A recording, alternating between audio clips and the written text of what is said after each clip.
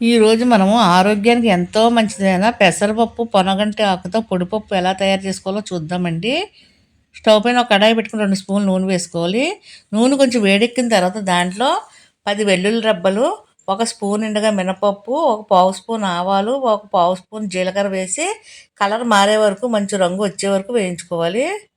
పోపులన్నీ కొంచెం వేగిన తర్వాత కడిగి ఆరబెట్టుకున్న కరివేపాకును, 2 ఎండుమిర్చి చిన్న చిన్నగా ముక్కలుగా కట్ చేసుకుని ఆ ముక్కలు కూడా వేసి వేయించుకోవాలి. పోపులని ఇలా వేగిన తర్వాత ఒక ఉల్లిపాయని ఇలా చిన్న చిన్నగా ముక్కలుగా కట్ చేసుకుని ఆ పోపులో వేసుకుని ఉల్లిపాయ ముక్కలు కూడా చక్కగా వేయించుకోవాలండి. ఉల్లిపాయ ముక్కలు బాగా మగ్గే వరకు కదుపుకుంటూ వేయించుకోవాలి. పొన్నగంటి కూరను తీసుకుని శుభ్రంగా ఒలుచుకుని 2-3 సార్లు ఉప్పు నీటిలో వేసుకుని 2-3 సార్లు మంచినీరు వేసి కడిగి పక్కన పెట్టుకోవాలి. ఈ పొన్నగంటి కూరను బాగా కడుక్కోవాలండి. ఈ పొన్నగంటి కూర పొలాల గట్ల పైన అవి బాగా పండుతాయండి. పొన్నగంటి కూరను శుభ్రంగా కడిగి పక్కన పెట్టుకోవాలి.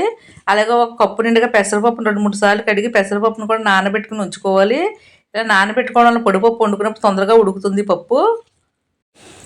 పోపులన్నీ బాగా వేగిన తర్వాత మనం కట్ చేసి పెట్టుకున్న పొన్నగంటి కూరను వేసుకోవాలి. పొన్నగంటి కూరను మధ్యలోకి చిన్న చిన్న ముక్కలుగా కట్ చేసుకోవాలి. పొన్నగంటి కూరను కూడా 2 నిమిషాల పాటు బాగా వేయించుకోవాలి. తర్వాత ఒక పావు స్పూన్ పసుపు వేసుకోవాలి. టేస్ట్కి తగ్గట్టుగా సాల్ట్ వేసుకోవాలి. అలాగే ఒక స్పూన్ నిండుగా కారం వేసుకోవాలి. ఈ పొన్నగంటి కూరలో పసుపు ఉప్పు కారం బాగా పట్టేలాగా కదుపుకుంటూ వేయించుకోవాలి. ఇలా వేయించుకోవడం వల్ల దీంట్లో ఉన్న పచ్చివాసన అంతా పోతుంది. ఈ పొన్నగంటి కూర ఆరోగ్యం చాలా మంచిదండి. ముఖ్యంగా కళ్ళకి చాలా మంచిది. తప్పనిసరిగా పొన్నగంటి కూరను తీసుకుంటూ ఉండండి. పొన్నగంటి కూర బాగా మగ్గిన తర్వాత మనం నానబెట్టుకున్న పెసరపప్పును వేసుకోవాలి. ఇలా పెసరపప్పు పొన్నగంటి పొడిపప్పు కింద వండుకుంటే చాలా బాగుంటుందండి. పిల్లలు పెద్దలు కూడా చాలా ఇష్టంగా తింటారు. ఈ పెసరపప్పును కూడా ఈ పొన్నగంటి కూరలో కలిపి 2 నిమిషాల పాటు బాగా కదుపుకుంటూ వేయించుకోవాలి. పైన మూత పెట్టి ఒక 2 నిమిషాల పాటు బాగా మగ్గనివ్వాలి. పొన్నగంటి ఆకులో ఉన్న వాటర్తో ఈ పెసరపప్పు బాగా మగ్గుతుందండి. మధ్య మధ్యలో మూత తీసుకుని కదుపుకుంటూ ఉండాలి. చూడండి పొన్నగంటి ఆకులో ఉన్న ఆకులో వాటర్ ఎలా వచ్చిందో. ఈ వాటర్ తోటి పెసరపప్పు బాగా మగ్గుతుందండి. ఎందుకంటే ముందుగానే పెసరపప్పు నానబెట్టుకున్నాం కాబట్టి తొందరగానే ఉడుకుతుంది. ఈ పప్పులో వేసిన వాటర్ అంతా దగ్గరికి అయ్యే వరకు పొడిపొడిలాడే వరకు ఉడికించుకోవాలి.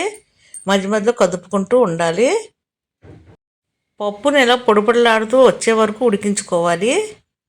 ఏదైనా ఆనపకాయ పులుసు, గుమ్మడికాయ పులుసు పెట్టుకున్నప్పుడు ఇలా పెసరపప్పుతో పొడిపప్పు కింద వండుకోండి, చాలా రుచిగా ఉంటుంది. వేడి వేడి అన్నంలో పప్పు వేసుకుని కొంచెం నెయ్యి వేసుకుని తింటే కనుక చాలా రుచిగా ఉంటుంది. పిల్లలు పెద్దలు కూడా చాలా ఇష్టంగా తింటారు. పిల్లలకు తప్పనిసరిగా పెట్టండి. ఇప్పుడైతే చిన్నపిల్లలకే కళ్ళజోళ్ళు పడిపోతున్నాయి. కళ్ళజోళ్ళు లేకుండా ఇలా పొనగంటి కూర పెడితే కనుక కళ్ళకి చాలా మంచిదండి. అలాగే జుట్టు ఎదుగుదలకు కూడా చాలా మంచిది. తప్పనిసరిగా వారానికి ఒకసారి పొనగంటి కూర తినండి. నచ్చినట్లయితే లైక్ చేయండి. Thank you.